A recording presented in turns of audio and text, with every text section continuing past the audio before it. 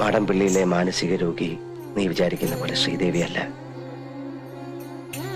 ഇന്ന് നമ്മൾ ടീംസ് എല്ലാവരും കൂടി കുന്ന് കയറാനായിട്ട് പോകാൻ കേട്ടോ. ഞങ്ങളൊക്കെ റെഡി ഉണ്ട്. മുന്നത്തെ ഡാഡി ഫുൾ സെറ്റ് ആയിട്ട് നിൽക്കുന്നുണ്ട്. ബസ്സിൽ കയറിയെന്ന് തുടങ്ങിയുള്ള ക്യൂട്ട്നെസ്സും പറഞ്ഞിട്ട് ഞങ്ങൾ വൈബിന് പറ്റിയൊരു പാട്ട് ചെയ്യുന്ന ബസ്സിൽ.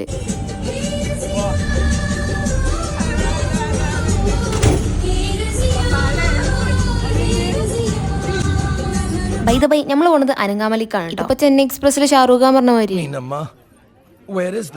ആമിയാണെങ്കിൽ ഊഞ്ഞാലാടാൻ വേണ്ടിട്ട് ഓടുകയാണ്. കടന്നവനാണീ കെ ജോസ്. ഏതാ ഇരുത്ത ആ മുഖം കണ്ട പോലെ കൊഴങ്ങിയിട്ടില്ലെന്ന്.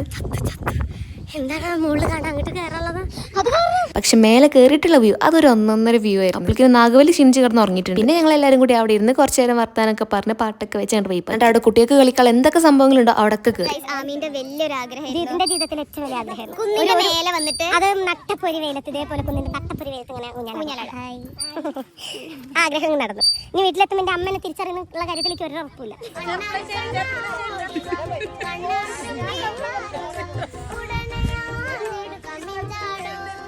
കാര്യമായിട്ടാണ് ചോദിക്കുന്നത്. ഇതുപോലത്തെ വണ്ടി ഓടിച്ചിട്ടുണ്ടോ? ഇതിന്റെ ബ്രേക്ക് എവിടെയെന്ന് അറിയാൻ വേണ്ടിട്ടാണ് ചോദിച്ചത്.